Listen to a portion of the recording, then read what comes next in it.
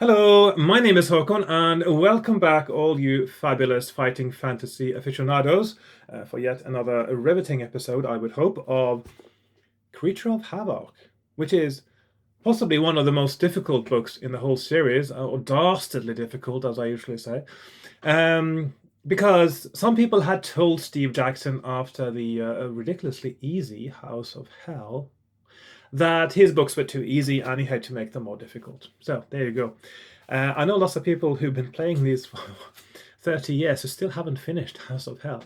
But yeah, apparently for some people it was too easy and they wanted something harder, and voila, and then we get Creature of Havoc. It's very hard in this book to find the correct path, which is why I'm now playing it for the umpteenth time. I've lost count completely. But it's been enjoyable, and I hope to enjoy the rest of this book as well, and I hope that you enjoy watching it. Now, on that note, I have two shout outs today because this weekend I got my first patron. Yes, that's right. Stuart Watts signed up on Patreon to support my videos. So this video is made with his generous support, and now I can do this. Yes. So thank you very much, Stuart, and I hope that I won't disappoint you, and that you will enjoy my future videos as well as watching the old ones, as I know that you're doing these days.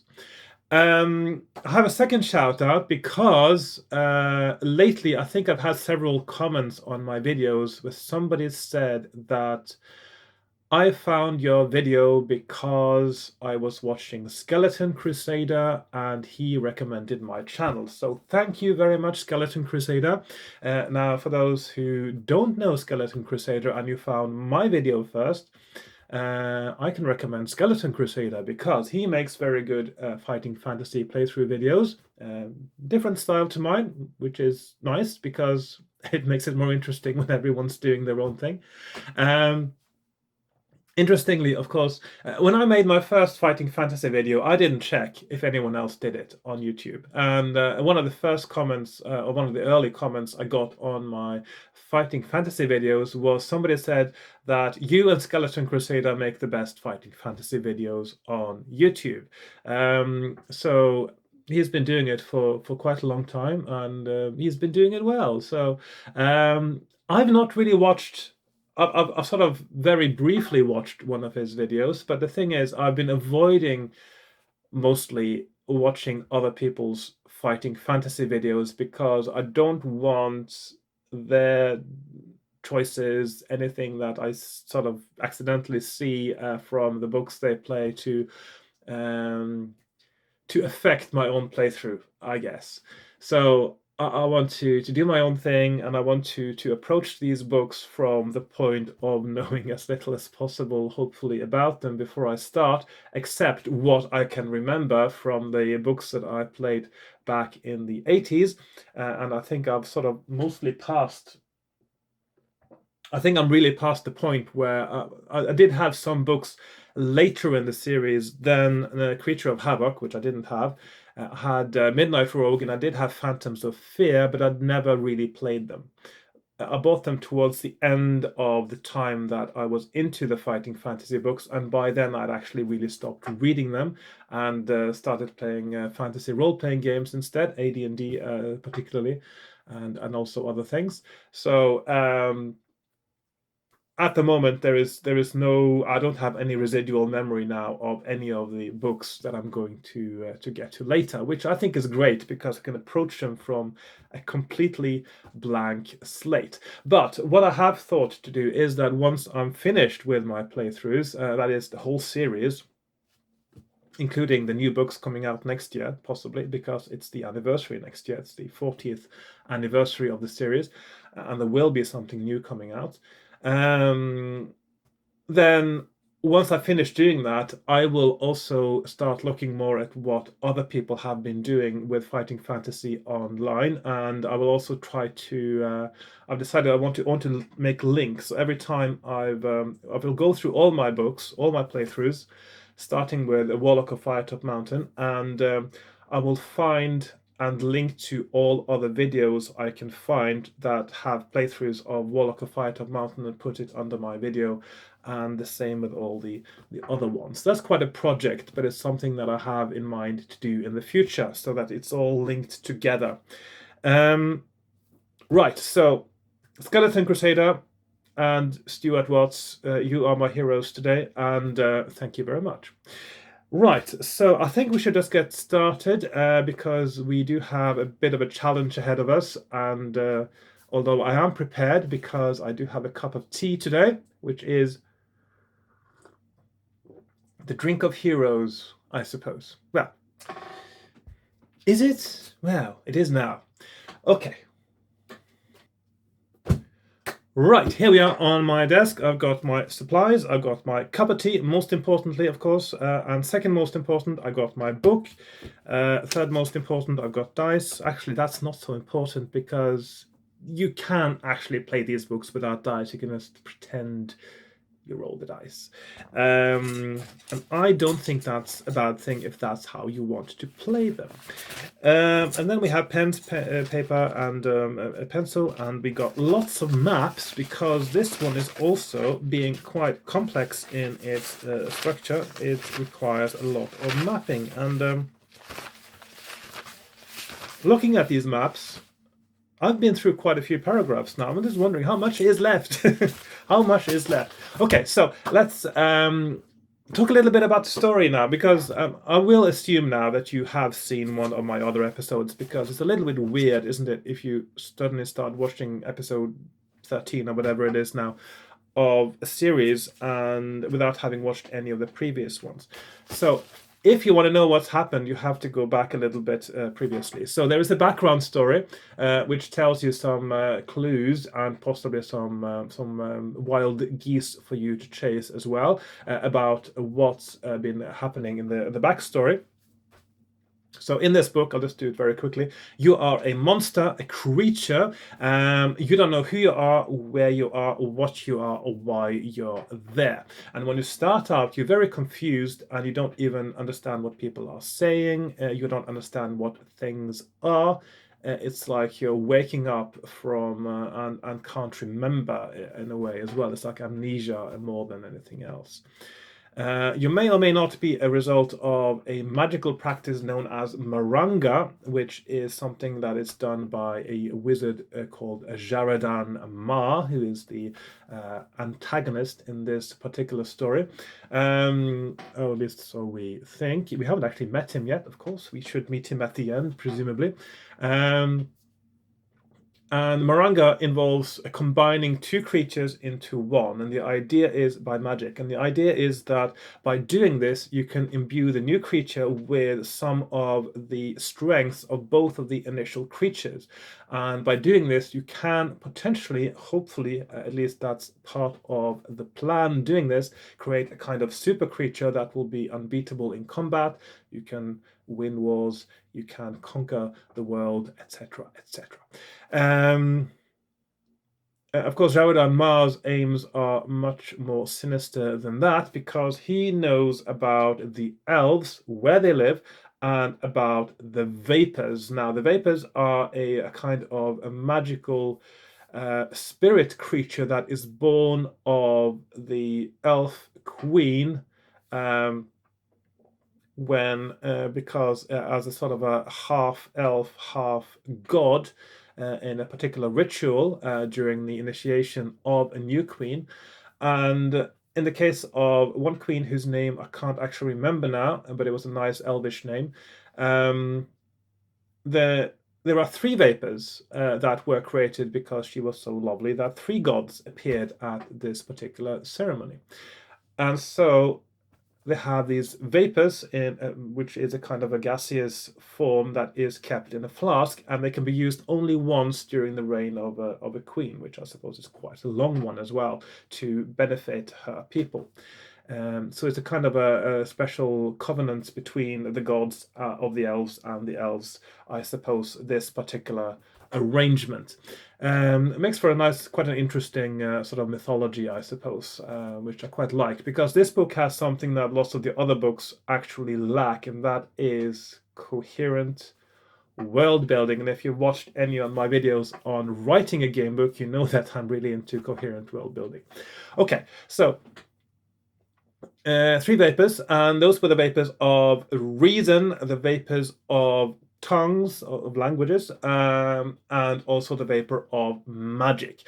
And when Jared and Ma heard about this, he didn't care about the tongues and the reason. He thought he probably had those covered already. But, and of course, he is a good magician. He's one of the best, one of the, or worst, I suppose, or baddest, I should say. But he wanted the vapor of magic, because if he could have the divine vapor of magic, he would be even stronger. He would be stronger than the other powerful wizards. He would be the chief wizard of the world. He would be practically a god. So he set about getting these vapors, and he kept them in Yellowstone Mines, which is his dungeon, I suppose, which is also where we find out gradually that this is where the adventure starts, in Yellowstone Mines. And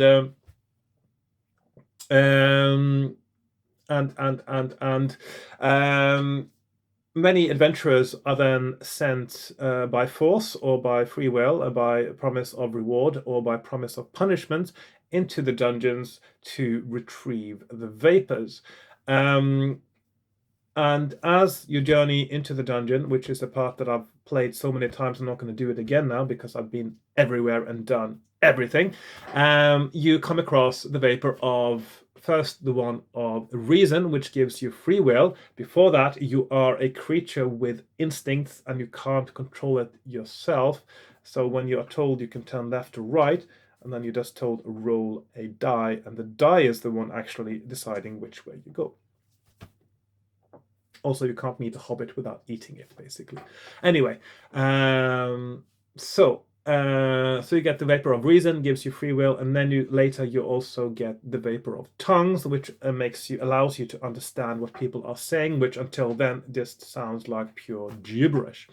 Which is actually really a very clever code that I must say is actually one of the best sort of a compound modified ciphers of English I've ever seen, because it is very hard to see how it works.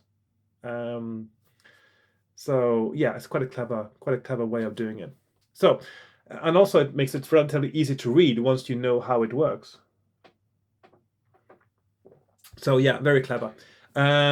Quite a genius code, really. But of course, the book necessitates it, because if you didn't have a code that was easy to read once you knew the rules, but impossible to read before you know the rules, then you would have to print everything twice. First, and also you would have to actually print the plain text of the messages somewhere in the book as well, and of course, then people would cheat. So it's I think that's also quite a great achievement in code making, I must say. Certainly it would be breakable if you tried. I didn't want to try. I sort of had an inkling that there was something going on, because you can sort of tell sometimes, you can recognize words, a few words here and there, and you sort of think, hang on, that's almost like that word. But I didn't want to look too much into it, because I don't want me to break the code, and then that would be like cheating compared to having achieved the ability to read it through the book itself. So I don't do that. Right. So you get out of the dungeon eventually. You have some clues. You have a weapon that apparently is one that can help you kill Jaradan Ma. It's sort of a spike or a... What was it again? It was a club. A club. It was a kind of crystal club. Yeah. Yeah. So yeah. So and you also had a few clues as to how to go about it, and also you have a message you're supposed to deliver to someone as well. So there are a few things you need to do once you get into the overworld. So I'm going to start the adventure as usual the last few times in the overworld, which is just after you've been able to finally get out of the dungeons. So yes, let's get started. Right, I need to, this is actually the right page for me to start on. The page number should be at the bottom. Let's see, number 4.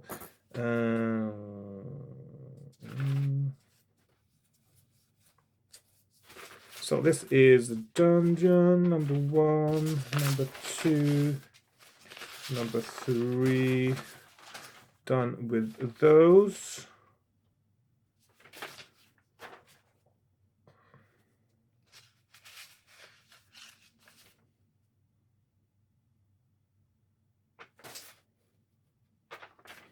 So 442 goes into the open. This is the end of the dungeon. So this is the first page that is the outside world. And then 5, 6. So in many ways it's a book of 2 halves, or maybe it's even thirds, I don't know, but certainly there's a second part. And there are lots of dead ends here that and of course this bit right here is very linear because there's only one correct path, it looks like. Still some bits I haven't looked at, so I have to see if I can cover those now. So I'm going to start at the point where you are let out into the open for the very first time, and let's see how we get along. So, space. You have escaped from the dungeon and have emerged into cool night air. Slowly you survey the landscape, your mind filled with wonder at the space all around. You appear to be standing in an open field in which stones have been fixed in regular rows. Some lie down flat on the ground and some are standing up. To your left, near the edge of this field is a large building with a tall pointed roof. On the other side, to the right, is a wood, and a path leads straight into the wood from where you are now. Overhead, a huge white orb hangs in the sky, giving some light, but this light dwindles when great smoky masses drift across in front of it. You are overawed by your new environment. Would you like to investigate some of the stones set into the ground around you? Would you like to look around the old building? Or would you like to leave this area along the path into the woods? So I've tried looking at the stones, which of course turns out to be a graveyard and headstones, and you get sort of zombies running after you. I'm not sure if there's any benefit to doing it. There certainly doesn't seem to be any clue as to that being the case. If you go into the building, you meet the what are they called again? The women of Bree. So it's 3 witches that are, well, they're mostly benevolent, actually, those ones. They're trying to help people. At least if that is true, that's what you heard in the backstory, because we are told that some of the things in the backstory are going to be misleading. That seems at the moment like the most, perhaps like the most plausible thing that you should be doing. Now, but I still don't know for sure, which is a little bit frustrating. But I think that most likely it is. It seems a bit strange if that whole thing of getting a quest from them is just a red herring. It seems a little bit too elaborate. I think I'm go with that. So I'm going to go into the building now and go to 1, 2, 3. 1, 2, 3. Yeah. See, if you had 3-digit PIN codes for people's ATM cards, a lot of people would have 1, 2, 3. And of course, if they did, they wouldn't get any money back if somebody stole their card and managed to get some out. Yeah. You walk towards the old building, still in awe of your new surroundings. As you approach, you can hear voices inside. They are faint at first, but the closer you get, the clearer their words become. Tonight is the night Sisters of Romina. Romina is, of course, the chief witch of Bree, of course, as we heard about in the backstory. If you want to know the backstory, I read through the whole thing in every of my first 6 episodes or something like that. If you go back to episode 1, and there will be the whole backstory, which is quite long. Tonight is a night, sisters of... I'm not going to do the voice, by the way, because as you may have noticed... Oh, sorry, I'm interrupting myself all the time. Yeah, this is a bit like having a chat, isn't it? Okay, so because my voice can get a bit fragile during this time of year with a change in weather. It's quite cold today, so I just want to be a bit careful. I'm not going to do the which voices, that sort of thing. Tonight is the night, sisters of Romina, cackles one of the voices. When will it come? Shrieks another gleefully. Quiet, snaps the third. Its presence is close. I can feel it. You step up to the door of the building and shove it aside. Screams come from the three women within, but not screams of terror. And these are more like screams of excitement. This is a bit like Macbeth, isn't it? The weird sisters. The three old women are dressed in tattered rags. Each has long white hair and a stubbly chin, and rubs her wrinkled hands together in anticipation. They are human-like, but smaller. These three ugly witches are the women of Dree. Come in, friend, beckons one, who is blind. We have been waiting for you. Did I say women of Bree earlier? I meant Dree. Yeah, well, easy to mix up, isn't it? And of course, Bree from Lord of the Rings is keeps confusing me. Anyway, so it's women of Dree, not of Bree, nor of Camembert, in fact. We have been waiting for you. Yes, says another, whose mouth is toothless and black. In which case, he probably would say yes, not yes, but yeah. We are the women of Dree. We are to help you fulfill your destiny. The third one steps forward and speaks with a voice which hisses like a serpent. Yes, miserable creatures. We know what you are and who you are, though you do not. The gods have chosen us to be instrumental in your destiny. We cannot control your actions, for you must make the final choice. But we can shape your destiny through our knowledge, and we will watch your progress. Yes, adds the blind woman. Have you not wondered why one such as you is able to take such steps of wisdom as would befit none less than a scholar? The three hags turn to one another and chuckle like naughty children. Finally, they turn to you. But before we tell you of your destiny, starts the black-mouthed witch, there is something you must do for us. Sleep tonight and awaken fresh on the morrow. Then set off on search for us. Bring us what we need for our potions. Bring us scullyweed root. For this we will tell you what you must know. We will join you on the night of the full moon. With those words, the women once more begin their cackling, which is beginning to annoy you. You step forward, but before you can reach them, they have faded to nothing, as silence spreads through the building, leaving only the night sounds outside. You reflect on their words. Would you take up their quest, or would you rather ignore them and make your own way in life? If you wish to undertake their quest, turn to 324. If you want another destiny, turn to 44. I don't know if there's actually, these are two alternate paths there, but I'm going to go with the quest. So far, I haven't really reached a point where I can fulfill the quest, but there you go. So, I'm going to go to 324 and do the quest.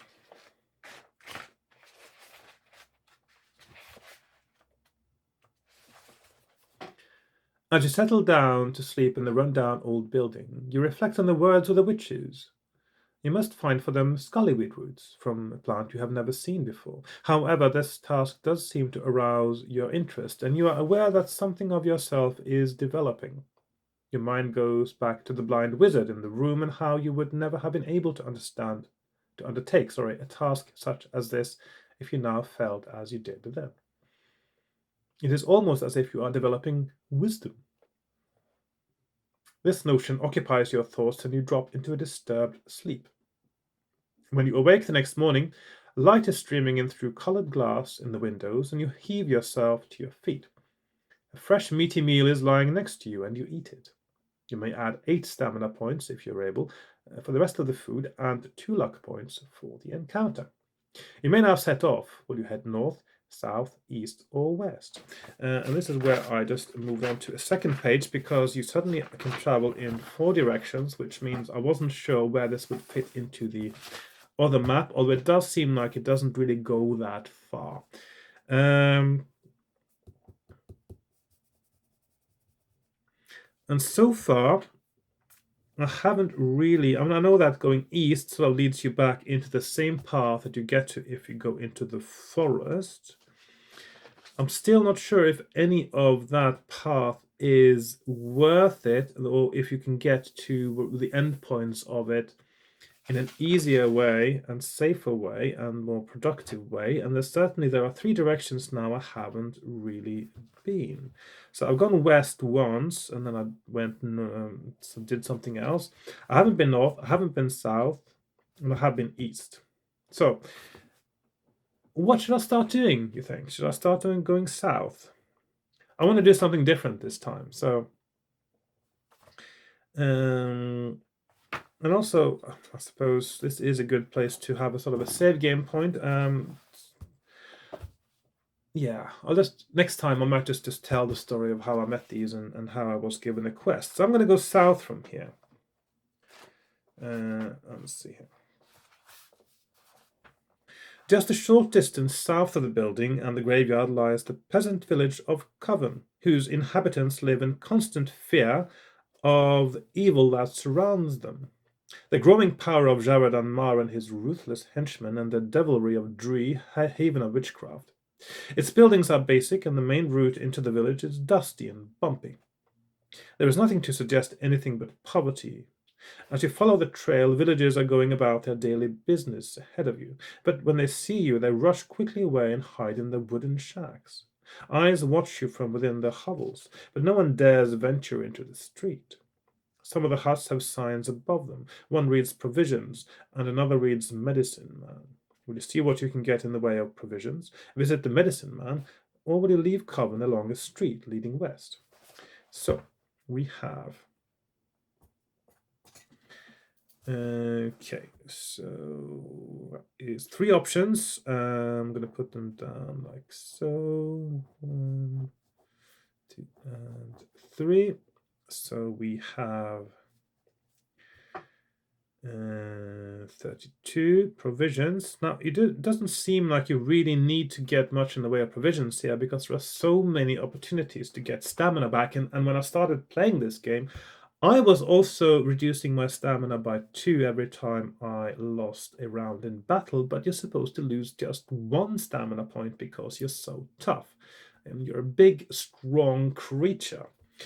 So 211 medicine man, that sounds like what I want to do, and 274 west. So I'm going to check out the medicine man. Strange smells of boiling herbs reach your nostrils as you enter the shack. Inside, the room is cluttered and disorganized, and the pungent smell of the boiling herbs is particularly offensive to you. Standing over the pot of herbs is an old white-haired man holding a ladle in one hand and an open book in the other. He wears a long black robe and is concentrating intently on his potion. You stare at him for a few moments. He does not even notice you until you accidentally kick a large round vegetable and send it scuttling across the floor. The man throws back his long hair and glances up at you. He seems to look through you. You're not sure whether he is seeing you or not. He waves you over to a chair and wait until he has finished. Will you wait as he wishes, or do you refuse to wait? So, I'm probably going to wait, I think. So I'm going to do like that. So 195 and 316. So wait or not. So I'm going to wait. 316. Be patient, he says, scratching his head. Now, what was it to add next? Ah, yes, scullyweed. Now, where are those scullyweed seeds? Your eyes follow his round the room until they reach a jar which has scullyweed seeds on its label. The jar is empty. Damn and damn again, he curses. Now I shall have to visit those scoundrels in Dree to buy more. Blast! He turns away from his pot and towards you. So much for my potion of fortune, he says. Not much use having a potion of fortune without the luck herb. Right then, what can I do for you? Oh my goodness, you're a beast. Do you need a healing balm, or perhaps you would like me to remove a curse? Just name it. I'm sure Euphidius can help. Will you allow him to use healing balm on you, or do you want him to remove a curse? If you want neither of these, you may leave him and head out of the village by turning to 374. So I think there was a point where actually in this book where you were able to pick up a curse when you were at the point where they had these coffin-like things that they were throwing into the river. And if you open one of them, there was somebody there who spoke something and he cursed you. And that can only be removed here. So, and I suppose this paragraph also gives you the clue that, of course, that you have to go to Dree to get Scullyweed root, which is what you want. So it seems like a paragraph that you're intended to see. So maybe this is the correct path. I'm just going to do temporary little pencil marks there.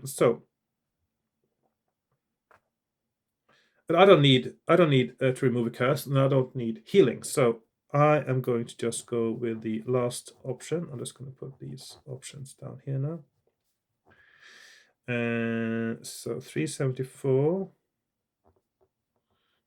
leave, 188, curse, and 426, 6 healing. So I'm going to just leave, I suppose, 374. On the way out of the village, you pass more huts and more other villagers who rush across the road to avoid you. Ahead of you is a figure slumped face down on the ground. When you get closer, you can see that it is a dark-skinned half-orc and that it is dead. Do you want to investigate the body, or will you ignore it and continue? Okay. Okay, so I'm going to put that here. Okay, so we have, let's see, 107, ignore, or 91, investigate. So I'm going to investigate the body. For some reason, that feels like the wrong choice.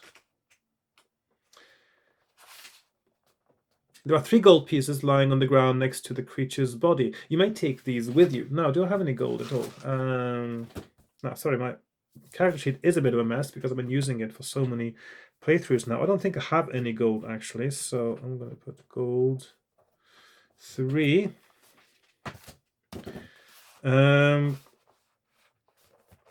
So 3 GP, and also if you want to eat the creature, you take it with you out of the village and eat it at your leisure for 4 stamina points. So see, there's so much stamina points to be regained everywhere. It's almost ridiculous. Leave the village of Coven by turning to 107. So that is over there. Okay, 107. Let's see what we have there. You continue along the trail which leads out from Coven. It winds past a disused building, now mostly rubble, and sweeps round in a northerly direction. Eventually you come to a crossroads where you may turn either west or east, or continue northwards. So, do I recognize any of these numbers? So we have 177, 130, or 203. And let's have a look at my map and see if I've seen any of these before. I can't see any of them. No. Okay, so that means we have to put these up on our map now. West, north, or east. Okay, so we have 177 west, 130 north, or 203 east. Now, originally I went south from the first point to get to this place. I suppose if I go north, I sort of gone back the same way and maybe back to the forest, possibly.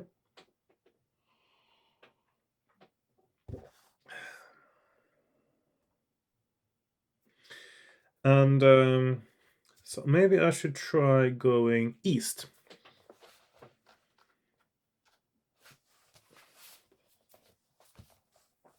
You follow the trail east for some time until a familiar shape looms on the horizon, the building in which you met the women of Dree. Ah, brilliant. No, that's not the right way now.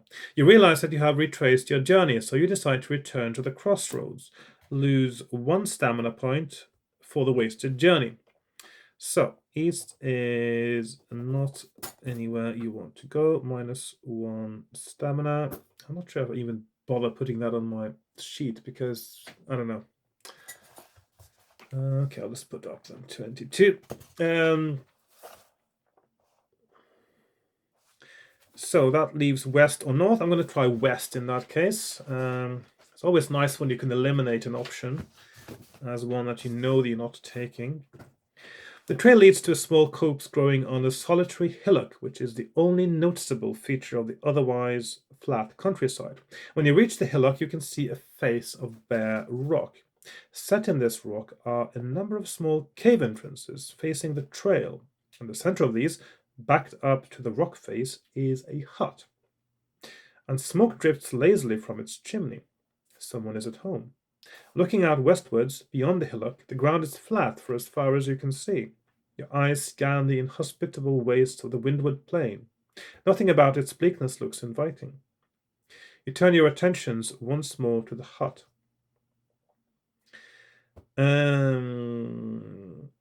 Would you enter through the front door, or would you try one of the caves set in the rock face? Now, there isn't any option here to turn back and do something else, so I suppose I'll have to do one of these. And apparently this is as far west as you should get as well. So let's see. So options. So caves, 340 caves, or 252 door. I'm going to check out the door. I'm going to go through the door. There we are, 252.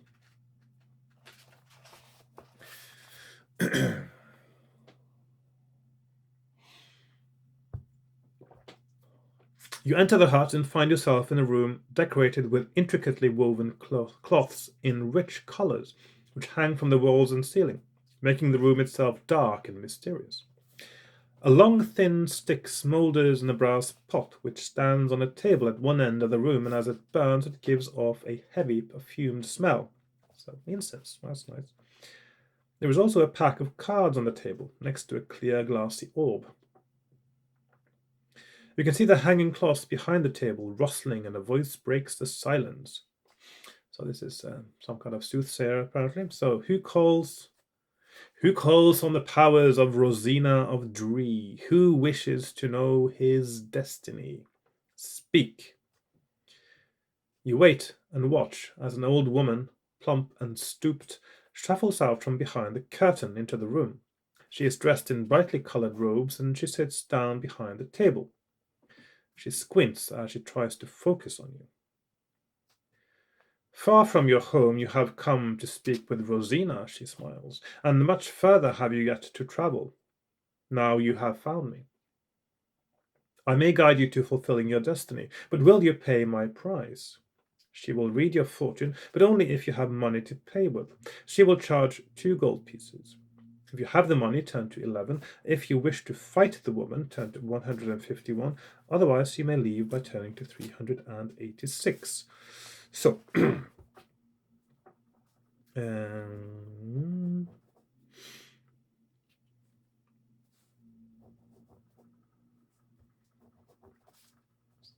have 386, leave. We have 151, fight.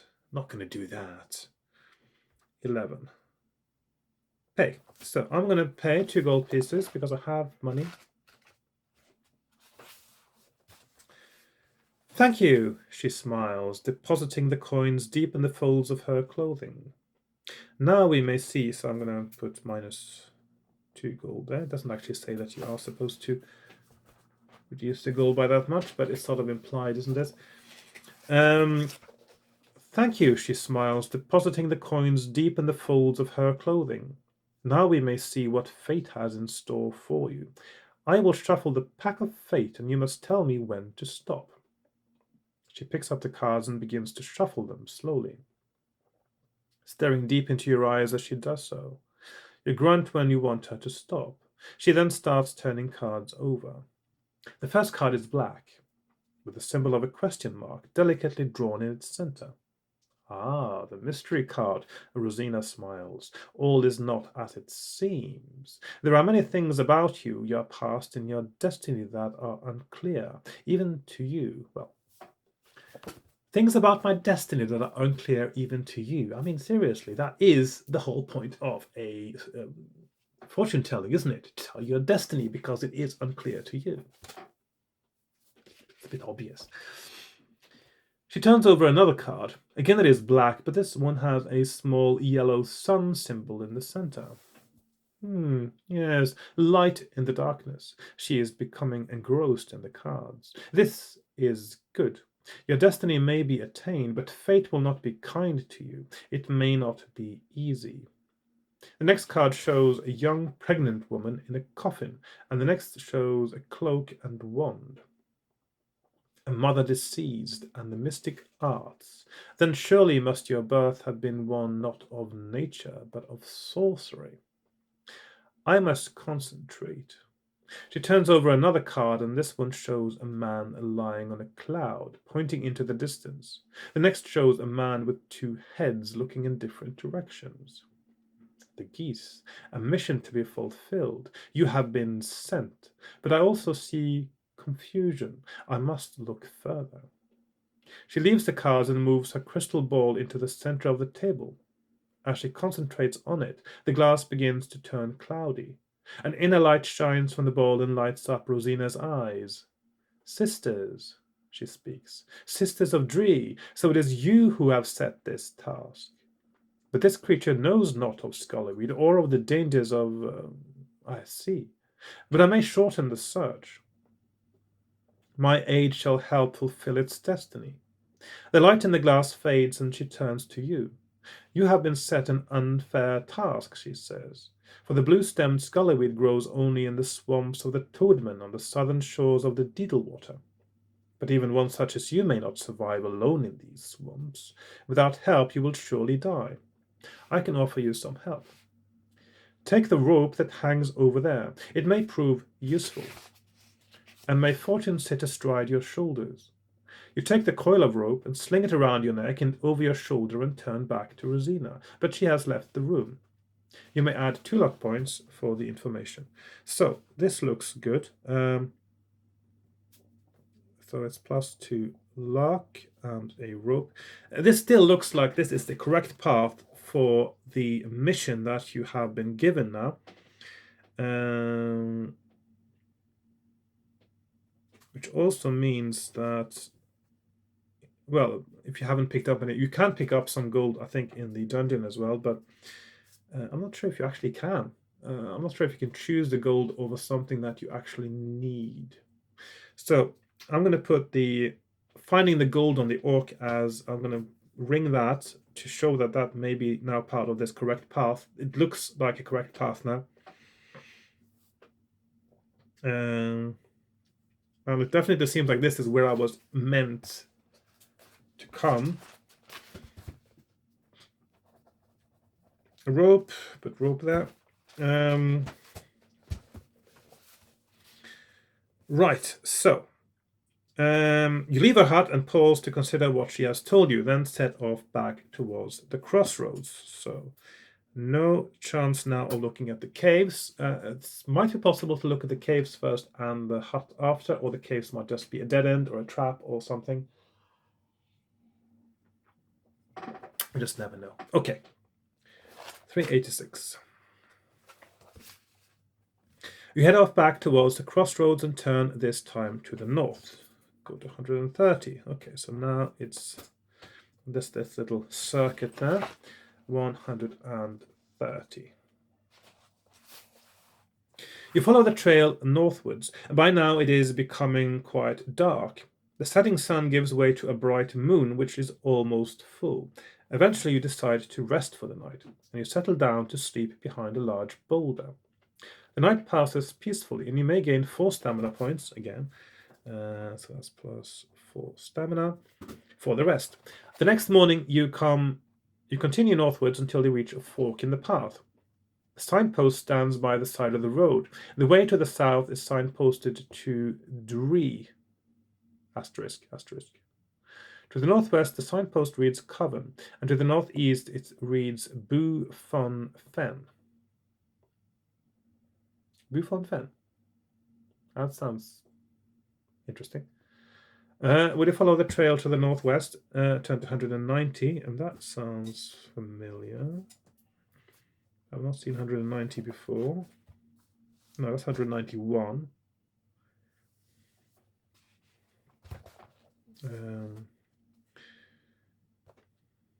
Or the northeast, 134. Have I seen 134 before? I can't see any. 134. So,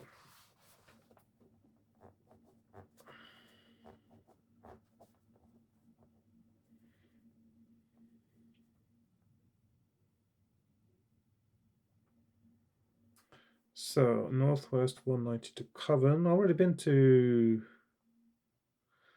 Coven, unless I'm supposed to go back there.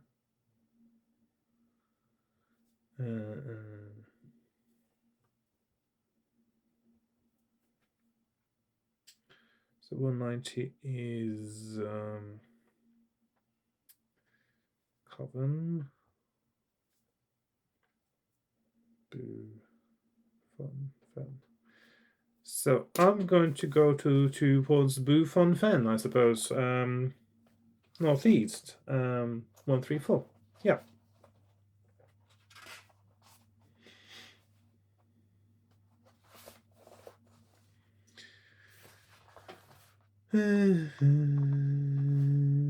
Yes. Okay, so the trail eventually merges with another. You follow it over the hills in a rickety wooden bridge which spans a fast-flowing river. Eventually you arrive at the outskirts of a gloomy village.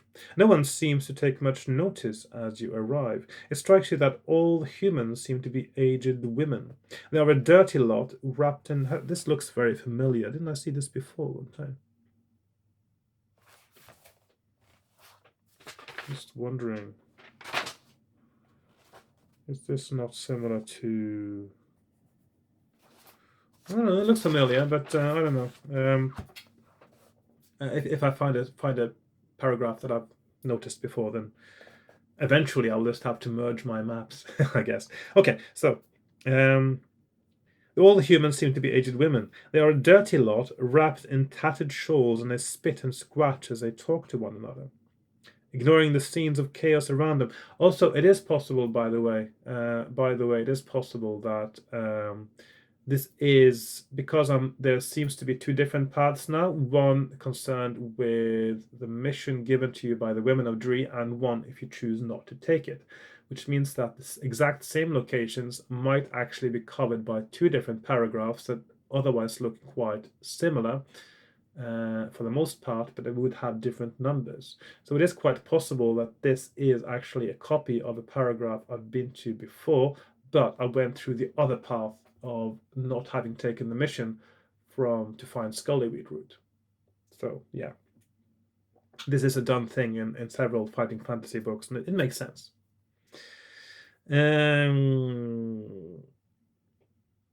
They spit and scratch as they talk to one another, ignoring the scenes of chaos around them.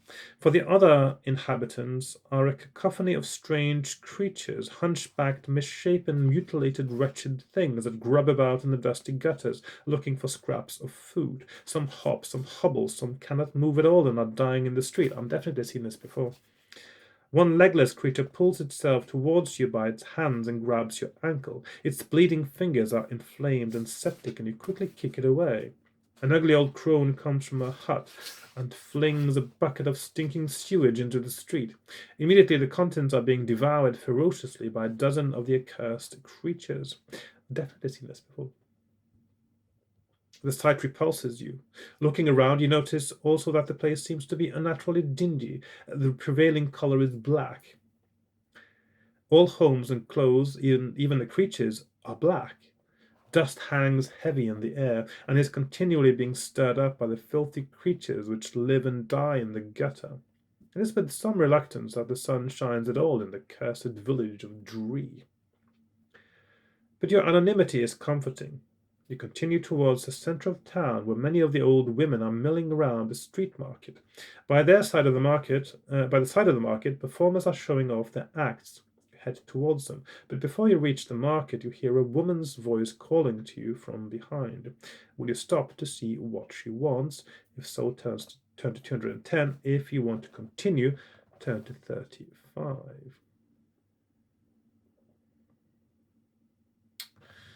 Okay, now this definitely is. I'm just wondering now what. I've definitely been that same kind of place before. Seeing if there is any. Aha, okay, so I have been here before. 134 is up here. So there we are. I knew there was something I'd seen before. So this is no parallel paragraph. This is the exact same paragraph I was on before.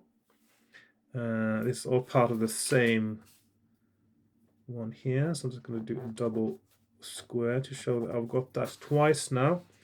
So I am at 134, and I've got the options of stopping to see what the woman wants, or continue towards the market. Now, if this woman is, of course, trying to trick me into becoming her slave, I'm going to just go to the market. So 35.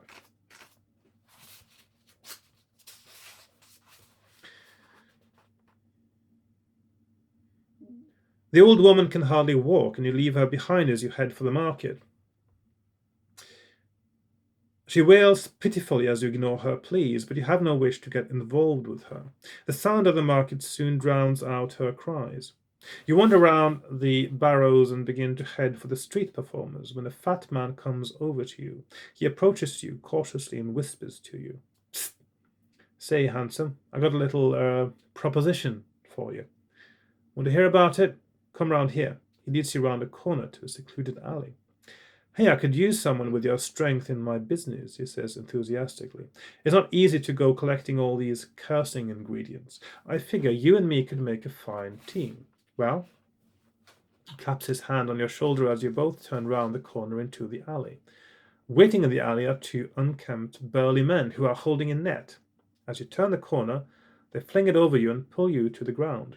You struggle to break out of the net, but the more you struggle, the tighter it seems to wind around you. Eventually you can struggle no more and you lie back exhausted. Phew, puffs the fat man, a real fighter. Too bad we can't use this one, eh boys? But I think I know an old sorcerer in Chalice who will pay handsomely for this fellow's internals. Right, Stritter, do your stuff, but make sure your knife don't do no damage inside. Remember, it's got glands in its neck, and they no doubt will fetch a fair price. And that's the end. Right, so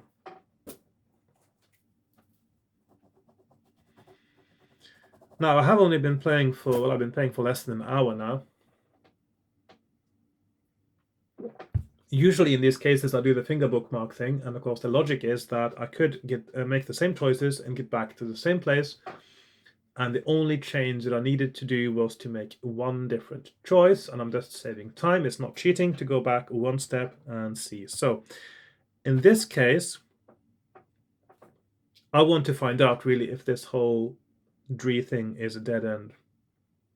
So if I go back and make the other choice, which is to stop and see what the woman wants, let's see what happens. You stop and wait as the old hag hobbles up to you. Praise be to Nanaga that you stopped, strange creature, she croaks, panting from the effort of catching up with you. My rainwater barrel has fallen from its perch, and I cannot lift it on my own. If you will lift it for me, I will reward you well. My specialty is potions, and I wager a dose of healing potion would not go amiss, eh? Well, will you help the woman out as she wants? If so, turn to 224. If you'd rather not, turn to 35. Okay, so not helping is the same as making the other choice. Let's see, so that's the end there. So if you don't help now, you will die. Okay, so I'm going to have to go and help. You follow round the back of a dirty hovel. A stale smell of human sweat wafts from the run-down shack, and round the back you nearly tread on a wild-haired semi-human creature which is lame and cannot move. The wretched thing jabbers at you in meaningless whelps, but you ignore it and concentrate on the woman's plight. She shows you an overturned barrel which has evidently fallen from a platform behind the house. "'Twas the wind last night," she moans. "The barrel fell with a terrible crash. It was full, and it landed on poor Shanga here, who was tied up beneath it. A full barrel can't fall over in the wind. It's just an empty barrel that can do that. It's a trick. It's a trap. Can you put it back for me?" You grasp the barrel round the middle and climb the frame carefully. When you have replaced the barrel, you step down, ready for your reward. "Let me see," she muses. "Promised you healing potion, is that not so? But would you prefer a potion of fortune?" "Perhaps you would. Well, which would you prefer, potion of healing or the potion of fortune?" Now, I chose potion of healing last time, and that was, of course, a potion to control me, and probably the other one will be as well, but I have to try. She beckons you to follow her into her home. In one corner of her kitchen, shelves hold dozens of bottles of potions. She takes down a bottle containing a straw yellow potion and pours it into a bowl for you to drink. The smell and the taste are awful, but you manage to force it down. When the bowl is empty, you turn to go. "But where are your manners? Wait a moment, I must show you round your new home," chuckles the old witch. You are confused. New home? But you are beginning to feel differently about the aging crone in her hovel. Her voice is calming and tuneful. The hut seems to offer comfort and shelter. "You will enjoy it here," she continues, "for you and I are meant for each other. Now that Shanga is of no use, I must have another slave. Otherwise, how may I keep this home? I will give you chores to do, and I will feed you well. Tonight we will feast on Shanga, for he is dying anyway. You will enjoy spending your life in Dree, and every day I will give you another bowl of my special potion of obedience." So, basically, this whole thing is a trap. So, do not go there. Do not go there at all. So that is also the end, the end, the end. And that means that all this bit, going to Dree at all, is the end. It's a big, big trap. Now, if I play this next time, I will have to backtrack quite a bit. But since I'm on the same playthrough now, I don't have to backtrack that far. So I'm going to go back in the previous place where I could choose to go somewhere else. And the only place left to go there is to go towards Coven 190. So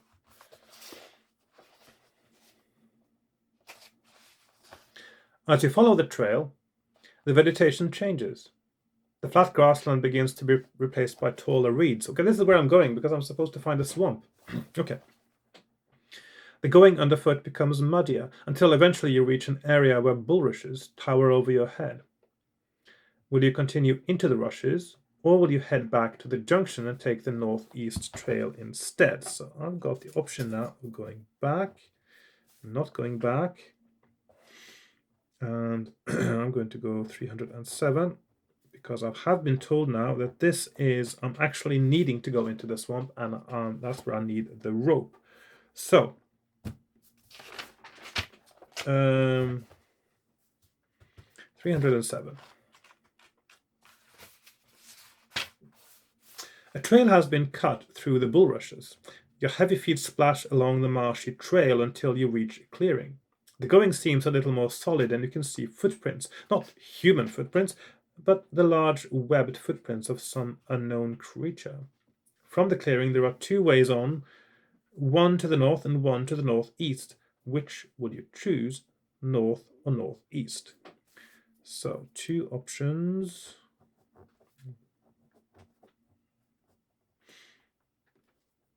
132 or 163, north or northeast. I'm going to go north. Had you been a little more observant, you would have noticed how the footprints all avoided the center of the clearing. As you step towards your chosen trail, your foot sinks deep into mud. This happens too quickly for you to pull yourself back, and to your horror, you find yourself sinking deep into the muddy swamp. There is nothing around for you to grab hold of. If you have a length of rope, turn to 23. If not, turn to 83. And this is where, apparently, if the rope is... saves you from getting killed, which is great. I'm just wondering if the same thing would have happened if I'd gone the other way, by the way. Yes, it's exactly the same thing. So these two paragraphs are actually identical now. So they both lead to two options, which is having a rope or not having a rope. So I'm going to do like that. So 23, a rope. 83, no rope. The illusion of choice again. So north or northeast, same difference. I'm not going to check what happens if you don't have a rope, but just to confirm that you indeed do die. Yes, you do. That is the end. But I do have a rope, so I'm going to survive this. And that also means I'm on the right way, because I know that I'm supposed to get Scullyweed Root. I know it's in the swamp, and I was told that I needed the rope to get through the swamp. This means that this is the right path. Doesn't matter which one I do there. So surprisingly linear, I suppose, in a way. I mean, the correct path is very linear. So there we are. You uncoil the rope from around your shoulder and search for something to lasso. There is nothing around that would seem solid enough to let you pull yourself out. The bulrushes are certainly not strong enough to bear your weight. You have now sunk to your waist, and unless you spy something soon, you will not be able to throw the rope. Frantically, you search for something as you slip deeper and deeper into the mud. Then, hidden behind the rushes and reeds, you catch a glimpse of a tree stump. It is not tall, but it looks sturdy enough. But how can you rope it? You fling the rope towards it, and something miraculous happens. As the rope leaves your hands, it unfurls as if it had a will of its own. You watch it twist around itself in the air, forming a knot at one end. Then, as it falls, it snakes between the reeds and drops with its knot wedged firmly in the shoulder of a branch. The rest of the rope trails out towards you, and you test it eagerly. Then haul yourself from what would have otherwise have been a muddy grave. Filthy but safe, you stand on firm ground, marveling at the enchanted rope. But, unknown to you, you are not the only one marveling at the rope's powers. Two large, glistening eyes blink slowly in astonishment as the rope coils itself up now that its work is done. While you are considering which one of the two ways onwards to follow, a thin webbed hand steals out, grabs the rope, and snatches it back into the reeds. Your rope is gone. You search for any sign of it, but can find none. You will have to continue without it. That's quite a contrived way of letting you lose your rope, isn't it? But yeah, I like it. Okay, so you lose your rope. Yeah, fair enough. Fair dues, as they say around here. Right. If you follow the trail to the north, turn to 267.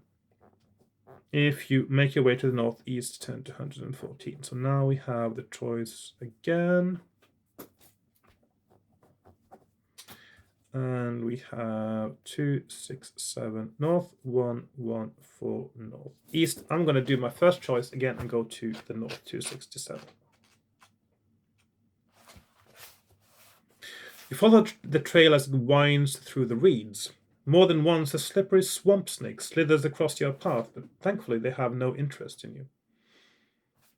Several types of croaking noises can be heard, but the one that worries you the most is a loud booming croak, which sounds more like a throaty belch. This particular sound is regular, and similar croaks seem to echo it from various parts of the marsh. Ahead of you, the trail is opening up as it reaches a riverbank where a wealth of colorful plants line the river. But as you stand and watch the river flowing past, you notice a pair of eyes in the reeds. Two large, bulbous eyes blink slowly as you stare at them. When the owner of the eyes realizes you have seen him, it turns and you can see a bulky, rough-skinned shape, rather like a huge stone, shuffle off noisily into the reeds. Would you follow this creature? Would you rather investigate the plants by the side of the river, or do you want to leave as quickly as possible? Now, I did know that I want some plants, of course, scullyweed. I'm probably going to examine the plants, but I'm going to first put up the choices here, the options are 1, 2, and 3. So 53, follow. 3, there we are.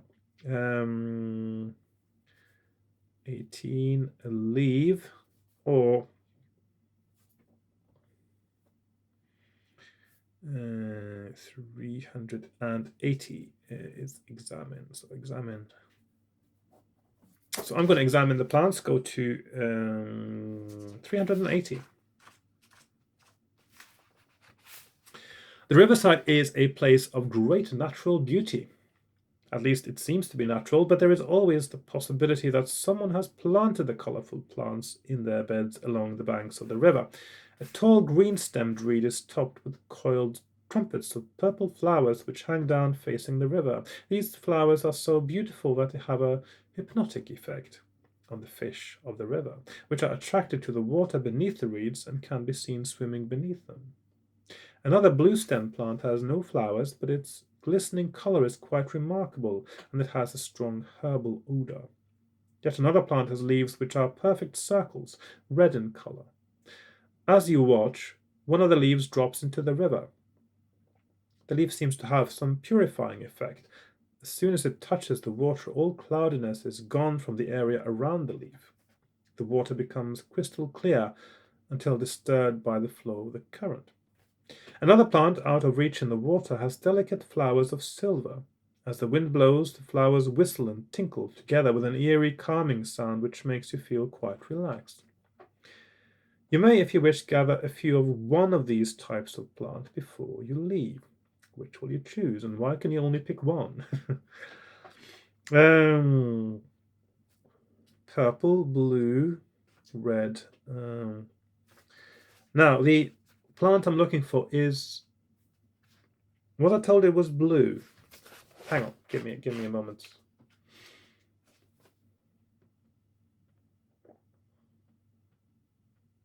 Blue-stemmed scullyweed grows only in the swamps of the toadmen. So that's the toadmen are, of course, the creature that I've seen that looks a bit like a rock.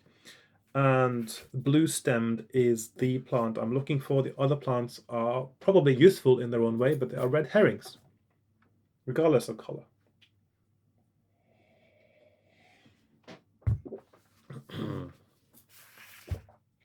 So let's just do 1, 2, 3. So 106, blue stem, 325, purple, 181, red. So I'm going to go, excuse me, getting a bit dry-throated now, 106 and pick the one that is blue. The plant has mysterious properties. You may or may not get the opportunity to find out what it can be used for. If asked to present this plant to someone later in the adventure, remember the number 49. So we got scullyweed, question mark because it's not confirmed, and paragraph 49, rope no longer. Okay. Now you may leave the riverbank by turning to 18. So that is then back there.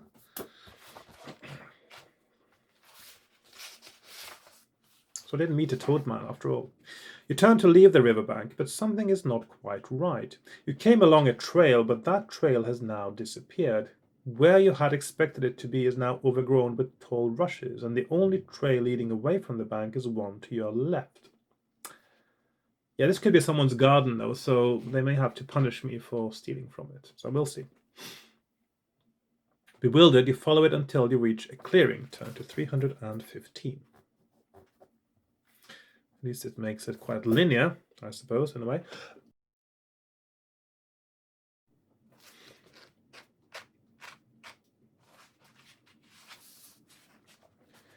There are two ways on from this clearing, and while you are deciding which to take, you are startled by a loud croaking noise, which seems to come from immediately behind you.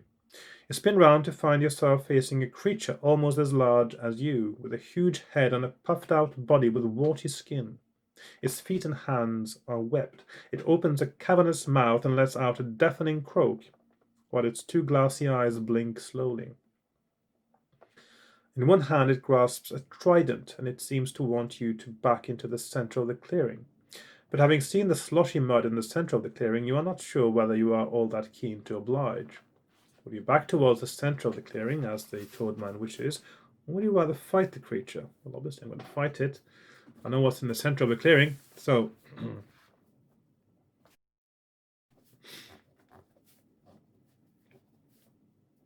So 68, the center. 145, fight. I'm going to fight this creature, obviously. 145. May have to change my memory card. I think I'll be okay for this battle, actually. The Toadman feints at you with his trident, and you leap into action. Resolve your battle with the creature. 9-9. Right, and I have 12 fighting. My combatability and stamina is 23. Let's just put this up here. So 9-9. And also have my special kill ability, which means if I roll doubles on my combat roll, then of course the person I'm fighting, the one I'm fighting, will be instantly dead.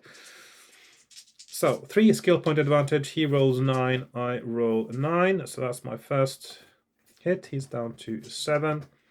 He rolls 12, I roll 8. That means he hits me. I'm down to 20 actually, because I lost a stamina point earlier.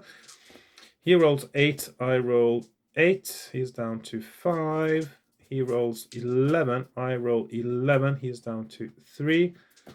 He rolls 11 again, I roll 9, which means I hit him. He's down to 1. He rolls 9, I roll 10, and of course that would have been an instant kill if it had come earlier. Now it was the last hit. Anyway, I defeat him, and I go to 287. So we have, let's see, you can move up there, 287.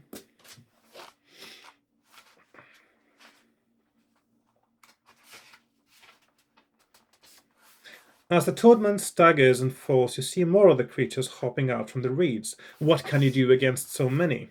A stabbing pain in the back reminds you that you will not have much choice in the matter. One of the creatures is behind you, dabbing you with a trident. Another steps forward and speaks to you. None may enter the fens of the Toadman, he announces. Our marsh and our herb gardens are holy. They are for no eyes but our own. There is only one punishment for disobeying this law. That is death. There is nothing you can do against so many of the creatures. You may fight and you may even slay a few of the Toadmen, but their numbers will overwhelm you, and when they have subdued you, you will be dropped into the muddy sink pits of Bufon Fen to die. Right. So,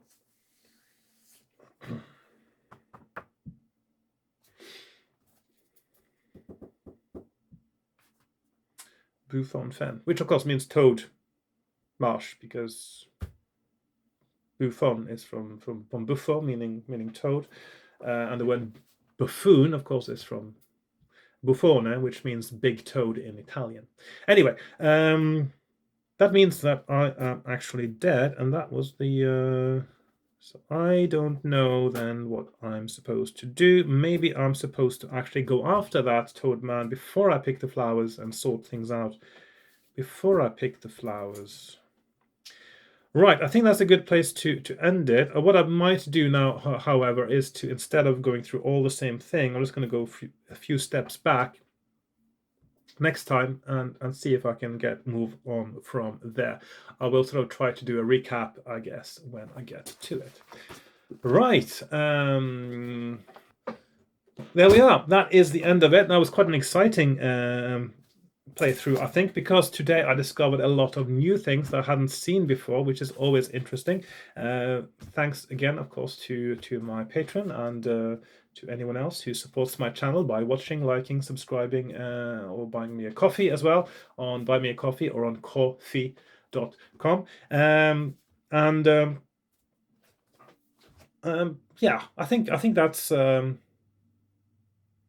yeah, it'll be very exciting to see what happens next. I'm really curious now to. The thing is, the last few times I feel I've sort of been treading the same ground over and over again, and this time I managed to do something very different, which makes it more interesting. So, yeah, I'll be very interested to see what happens next. So I hope you will too, and I'll see you then. Goodbye for now.